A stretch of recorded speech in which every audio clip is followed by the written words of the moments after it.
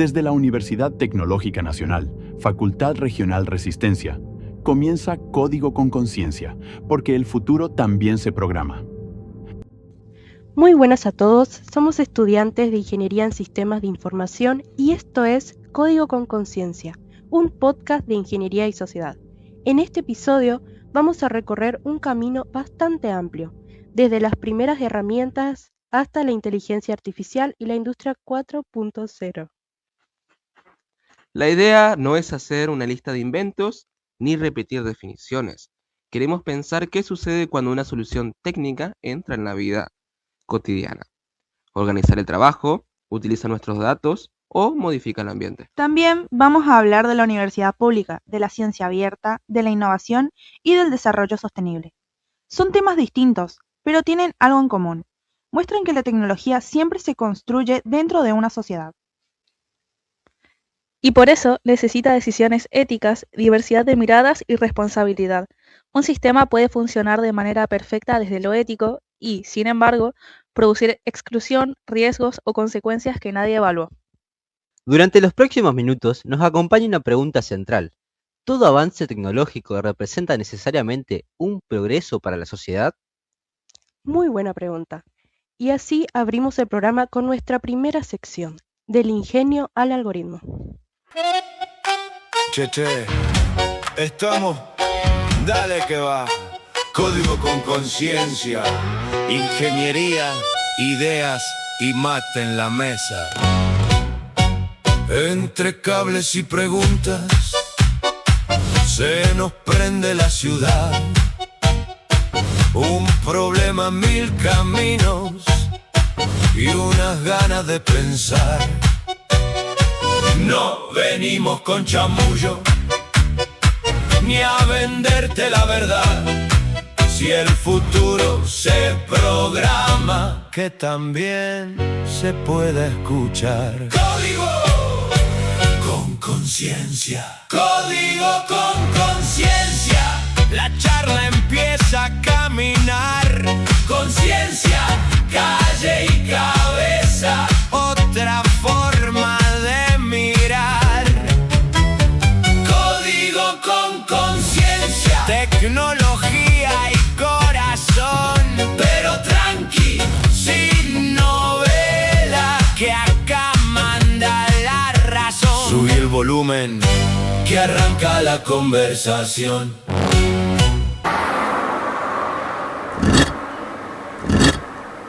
La ingeniería no empezó con una computadora ni con una facultad.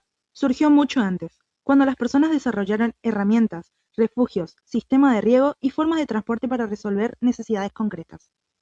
En ese sentido, la ingeniería está ligada al ingenio, observar un problema, imaginar alternativas y transformar el entorno con los recursos disponibles. Con el tiempo, ese saber práctico se relacionó cada vez más con la ciencia. La ingeniería pasó de apoyarse principalmente en la experiencia a utilizar conocimientos matemáticos, físicos y químicos para diseñar soluciones más complejas. Sin embargo, ciencia e ingeniería no son exactamente lo mismo. La ciencia, por ejemplo, busca comprender y explicar fenómenos, a diferencia de la ingeniería, que utiliza conocimientos científicos, técnicos y sociales para actuar sobre problemas reales. Exacto, esos problemas siempre incluyen restricciones. Un diseño debe ser útil, seguro, económicamente posible y adecuado al contexto donde se aplica. Por eso, no existe una única respuesta automática, ¿no? El ingeniero compara opciones y asume la responsabilidad de elegir.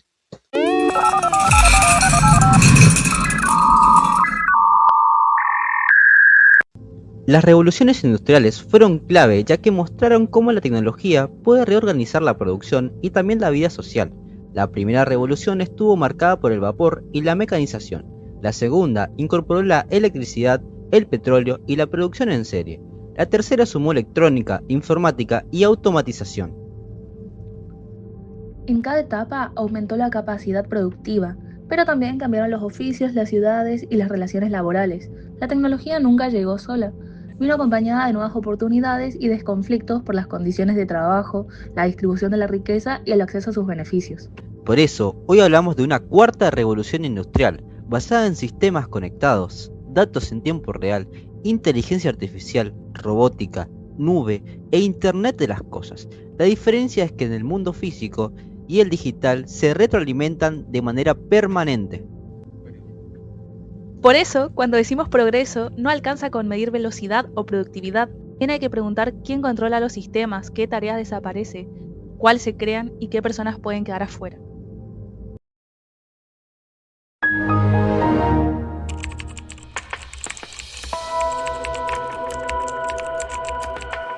También, la revolución informática convirtió al software en una parte central de la infraestructura social. Un programa ya no es solamente una herramienta dentro de una computadora. Puede organizar turnos médicos, administrar una empresa, controlar una red eléctrica, recomendar contenido o decidir qué información vemos primero. Además, a medida que los sistemas crecieron, también aumentó su complejidad. Por eso surgió la ingeniería de software, que propone métodos para analizar requisitos, diseñar, programar, probar, mantener y mejorar soluciones. En ingeniería en sistemas de información, además, estudiamos cómo la tecnología se integra con las personas y las organizaciones. Eso significa que nuestro trabajo no termina cuando el código compila. Un sistema puede estar técnicamente bien construido, pero fracasar porque no responde a las necesidades reales, porque nadie capacitó a sus usuarios o porque generan nuevos riesgos, y eso hay que corregirlo. Claro, del martillo al algoritmo cambió la herramienta, pero permanece el desafío principal, resolver el problema sin olvidar a las personas que convivirán con la solución.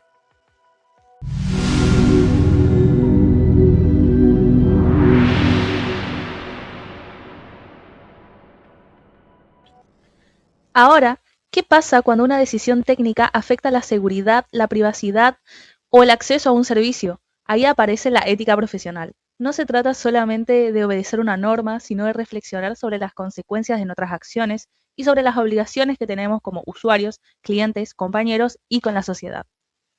Además, hay que tener en cuenta que en ingeniería una falla puede tener efectos graves. Por eso, una solución no debe ser únicamente eficiente, también tiene que ser segura, confiable, transparente y socialmente responsable.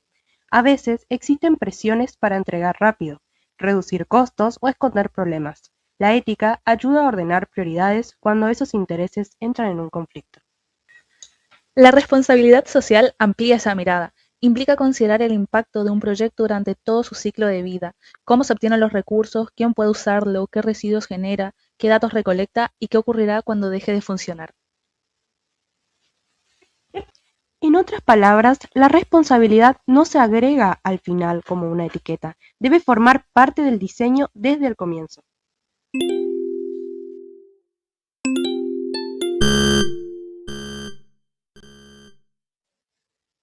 En sistemas de información, esta responsabilidad aparece de manera muy concreta. Diseñamos aplicaciones que almacenan nombres, ubicaciones, historiales, contraseñas y decisiones de usuarios. Proteger estos datos no es un detalle técnico, es cuidar derechos. La seguridad debe pensarse desde el diseño. Esto incluye limitar los datos recolectados, definir permisos, cifras informáticas sensibles, probar vulnerabilidades y preparar respuestas ante incidentes. También implica comunicar con claridad qué hace el sistema, en lugar de esconderlo detrás de condiciones que nadie lee. Otro punto de inflexión es la confiabilidad.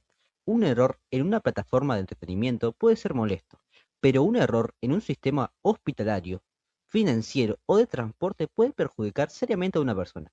El contexto modifica el nivel de riesgo y, por lo tanto, las exigencias del proyecto. Como futuros ingenieros, tenemos que aprender a decir, esto todavía no es seguro, o necesitamos revisar esta decisión, incluso cuando resulte incómodo. La responsabilidad profesional también requiere criterio y coraje.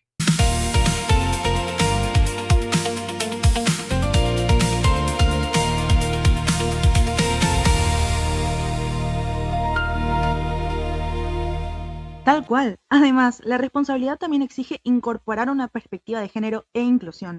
Los estereotipos pueden a veces limitar quienes estudian carreras tecnológicas, quienes participan en los equipos y qué necesidades se consideran importantes. La perspectiva de género permite reconocer desigualdades que muchas veces parecen naturales, pero que fueron construidas socialmente. En tecnología esto importa porque un equipo poco diverso puede pasar por alto experiencias distintas, no porque una persona represente automáticamente a todo un grupo, sino porque la variedad de trayectorias mejora las preguntas y reduce puntos ciegos. Claro, asimismo, los sistemas aprenden de datos producidos por sociedades desiguales. Si un algoritmo de selección laboral se entrena con contrataciones históricas donde predominan varones, puede repetirse esa preferencia. El sesgo no aparece por magia. Entra a través de los datos, los criterios y encima las decisiones humanas. Diseñar con inclusión significa revisar lenguaje, accesibilidad, representatividad de los datos y efectos diferenciados. Una tecnología verdaderamente innovadora no debería convertir una desigualdad antigua en una decisión automática.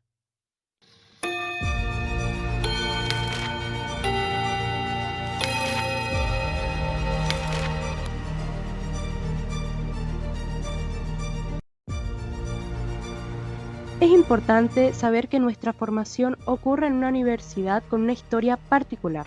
La Universidad Obrera Nacional fue creada en 1948 para formar profesionales vinculados con necesidades de la industria y ampliar el acceso de trabajadores a una educación superior técnica. Comenzó funcionando en la década de 1950 con facultades regionales distribuidas en distintos puntos del país. De igual manera, en 1959, mediante la Ley 14.855, pasó a denominarse Universidad Tecnológica Nacional, como hoy la conocemos, y obtuvo un nuevo marco de autonomía. Esa transformación consolidó una universidad especializada en tecnología y con una organización federal. Por eso, este origen es importante porque muestra que la educación técnica no se pensó separada de la sociedad. La universidad debía formar profesionales, pero también contribuir al desarrollo productivo y a las necesidades nacionales. Actualmente, la universidad cumple funciones de enseñanza, investigación, extensión y vinculación tecnológica. No solo transmite conocimientos, también los produce, los comparte y los relaciona con problemas concretos de la comunidad. Es en esa tradición donde se ubica nuestra carrera.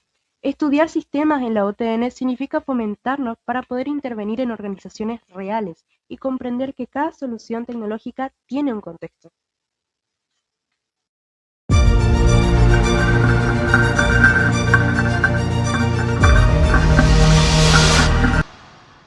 La misión de la Facultad Regional Resistencia plantea formar profesionales de alto nivel científico y tecnológico, comprometidos éticamente con el entorno social, económico, cultural y ambiental, y capaces de generar propuestas para el desarrollo regional.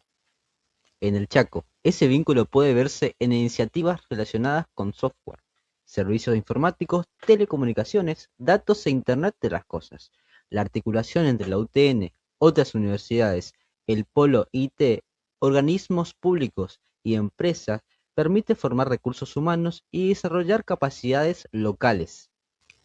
Ejemplos como el informatorio o los proyectos tecnológicos de ECOM Chaco muestran que la transformación digital no ocurre solamente en grandes centros internacionales.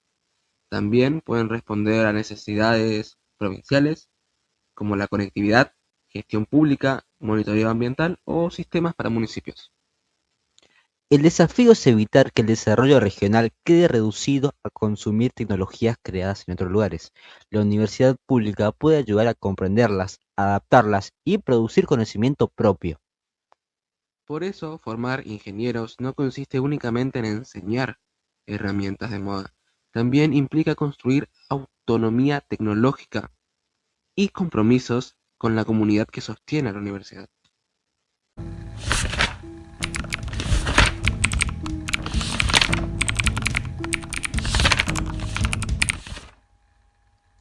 Para entender cómo llegamos a tecnologías como la inteligencia artificial, conviene diferenciar algunos conceptos.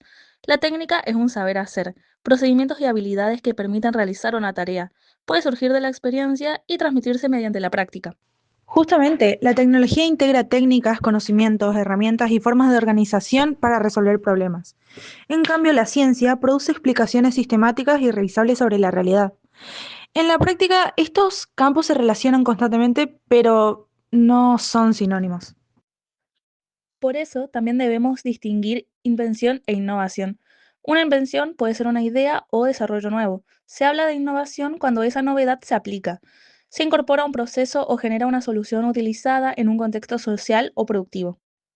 Por eso, la innovación no depende solo de una persona brillante. Intervienen investigación, diseño, financiamiento, instituciones, usuarios, decisiones políticas y condiciones de mercado. La pregunta vuelve a ser social. Innovar no es cambiar por cambiar, sino decir qué problemas merecen atención y qué mejoras son realmente valiosas.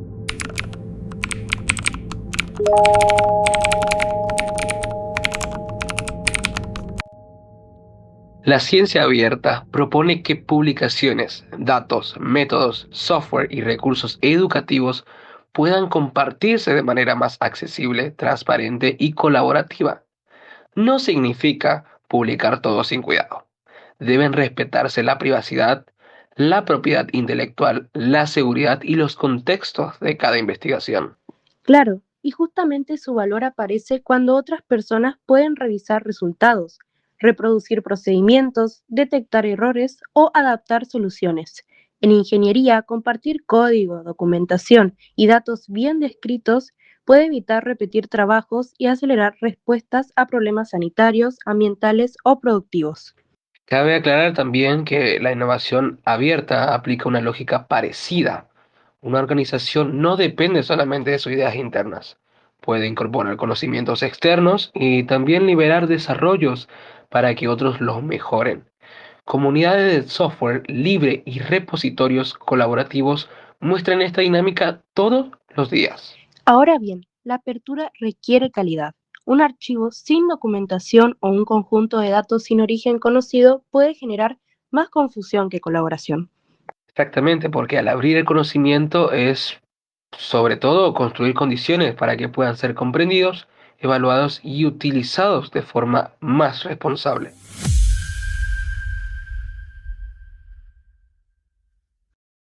Cuando ciencia y tecnología se integran de manera profunda en proyectos, empresas y políticas públicas, hablamos de tecnociencia.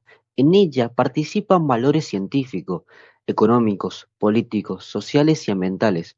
Por eso, sus resultados no son neutrales, responden a prioridades y decisiones. La articulación entre universidad, Estado y sector productivo suele representarse mediante modelos como la triple hélice. A esa relación también debemos sumar la participación de la sociedad civil, porque las comunidades afectadas necesitan intervenir en la definición de problemas y en la evaluación de soluciones. La Ley 25.467 organiza el Sistema Nacional de Ciencia, Tecnología e Innovación y plantea objetivos relacionados con el bien común, la difusión de conocimiento, el desarrollo productivo, la igualdad de oportunidades y la sustentabilidad ambiental. Esto demuestra que investigar e innovar no son actividades aisladas del Estado ni de la democracia. Las políticas científicas deciden qué se financia, en qué regiones y para atender a qué necesidades. Por eso, una tecnología responsable necesita participación, evaluación y rendición de cuentas. La potencia técnica debe ir acompañada por una discusión pública sobre sus fines.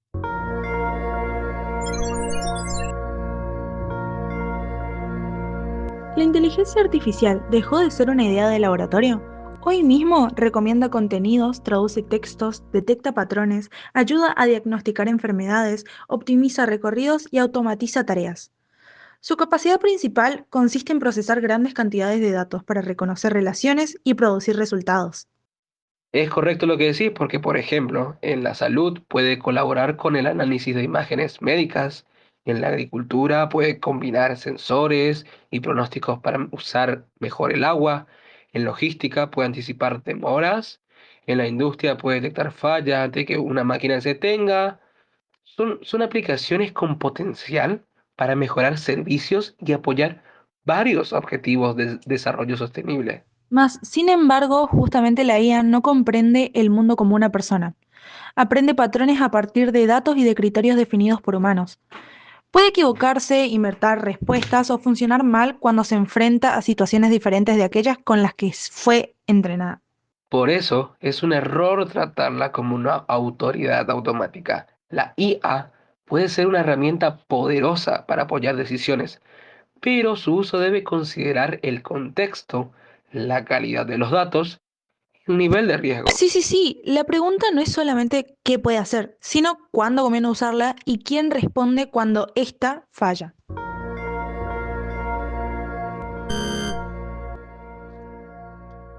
Claro, uno de los riesgos más discutidos es el sesgo algorítmico.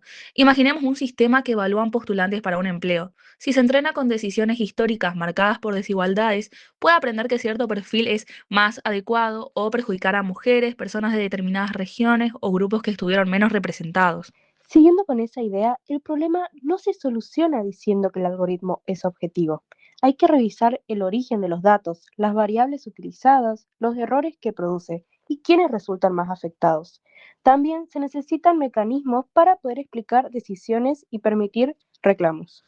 La transparencia no exige necesariamente publicar cada detalle sensible de un sistema, pero sí ofrecer información suficiente para comprender su propósito, sus límites y sus responsables. En aplicaciones de alto impacto, además, hacen falta auditorías. Claro, además, la ciencia abierta y el software abierto pueden favorecer esa revisión, porque permite estudiar métodos, comparar resultados y detectar fallas. Pero un modelo abierto tampoco es ético automáticamente. También puede utilizarse de manera dañina. La clave es combinar apertura, protección de derechos, supervisión humana y responsabilidad institucional.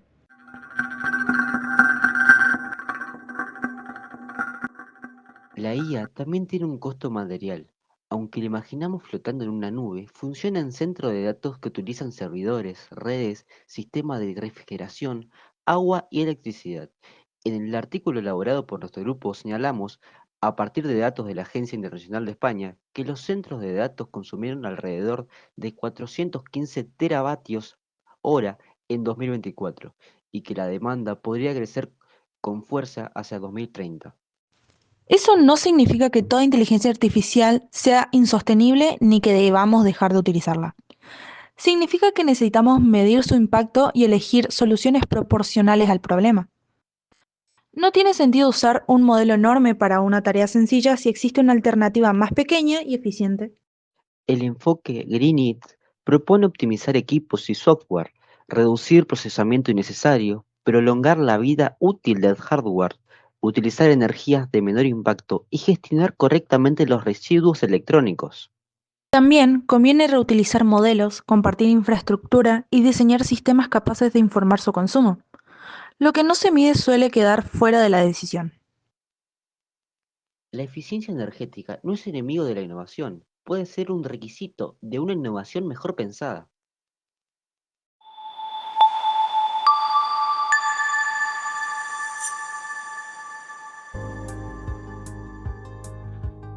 Una IA sostenible y socialmente útil necesita varios principios.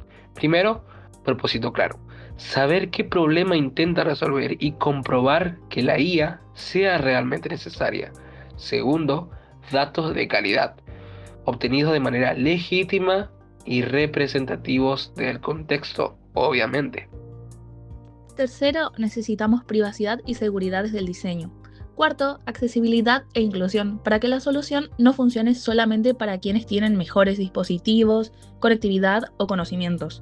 Quinto, supervisión humana significativa, especialmente cuando está en juego derechos, salud, empleo o educación.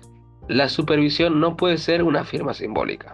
La persona responsable debe comprender el sistema, poder cuestionarlo y tener autoridad para detener una decisión. También debe existir trazabilidad.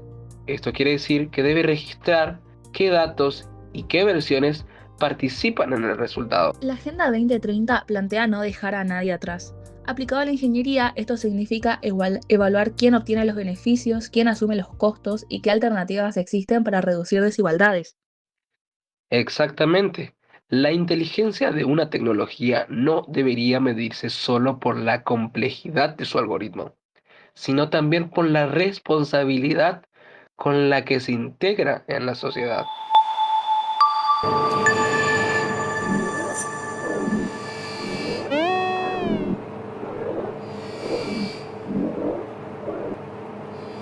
La La inteligencia artificial es una de las tecnologías que sostienen la industria 4.0, junto con Internet de las Cosas, Big Data, robótica colaborativa, computación en la nube, sistemas ciberfísicos, impresión 3D y gemelos digitales. Y justamente ahí entra en juego otro aspecto importante. Estas herramientas permiten capturar información del mundo físico, poder analizarlo en entornos digitales y volver a actuar sobre máquinas o procesos. Así se pueden ajustar operaciones en tiempo real, anticipar las fallas y personalizar la producción. Ya que estamos hablando de Ingeniería 4.0, presentaremos una breve parte de la entrevista hecha a Henning Kagermann en la actividad anterior. Henning Kagermann, uno de los impulsores del concepto Industria 4.0. Aclaramos que se trata de una dramatización académica elaborada a partir de las fuentes trabajadas, no de una grabación real. Muchas gracias. Buenos días. En esta oportunidad vamos a conversar sobre la transformación digital y la industria 4.0 junto a Henning Kagermann, físico, empresario alemán y uno de los principales impulsores de este concepto que revolucionó la forma en que las industrias incorporan tecnologías digitales en sus procesos productivos.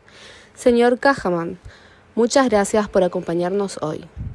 Para comenzar, nos gustaría conocer el origen de esta iniciativa que transformó la industria moderna. ¿Cómo nació la idea de Industria 4.0? Hola, estoy muy contento de poder participar de esta entrevista. En cuanto a la pregunta, la idea surgió en Alemania en 2011 al observar el avance acelerado de las tecnologías digitales. Consideramos que esas innovaciones podían aplicarse a la industria para crear fábricas más inteligentes, conectadas y eficientes. ¿Qué cambios produjo la Industria 4.0 en la ingeniería? La ingeniería ya no se centra únicamente en máquinas y procesos físicos. Hoy integra programación, análisis de datos, inteligencia artificial y sistemas digitales conectados que permiten optimizar la producción en tiempo real. ¿Qué beneficios aporta a las empresas y a la sociedad? Muy buena tu pregunta. Mira, permite aumentar la productividad, reducir costos y mejorar la calidad de los productos. Además, favorece procesos más sostenibles, seguros y adaptados a las necesidades de los usuarios. ¿Cuáles son los principales desafíos de implementación?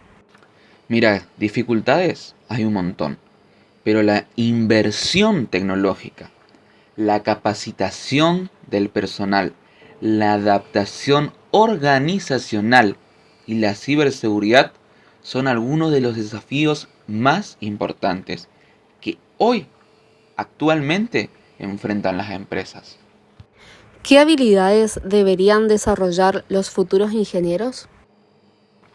Por experiencia propia, yo considero que todos los ingenieros o los futuros ingenieros, además de conocimientos técnicos, que eso es importante, deberán dominar herramientas digitales, análisis de datos y la inteligencia artificial. Seguro. También será fundamental el uso de la creatividad, la comunicación y aprendizaje permanentemente. Siempre tienen que estar dispuestos a aprender. Muchas gracias, señor Kagermann, por compartir su experiencia y su visión sobre el futuro de la industria. Con esto finalizamos nuestra entrevista. Hemos podido comprender cómo la industria 4.0 está transformando la producción, la ingeniería y la sociedad, así como la importancia de la innovación, la capacitación continua y el uso responsable de la tecnología para construir un futuro más eficiente y sostenible. Muchas gracias por su atención.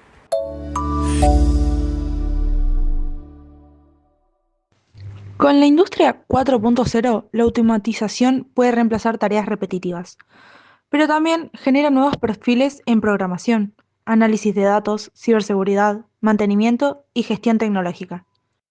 El problema aparece cuando la transición que deja librada solamente al mercado y no se acompaña con formación.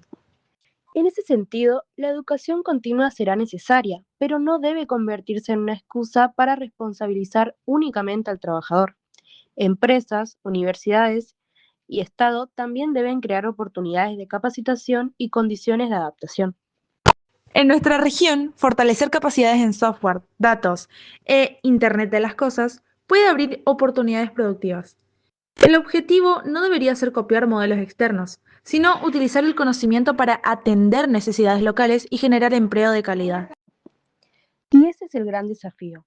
La industria 4.0 será un progreso social en la medida en que combine competitividad, seguridad, inclusión y sostenibilidad.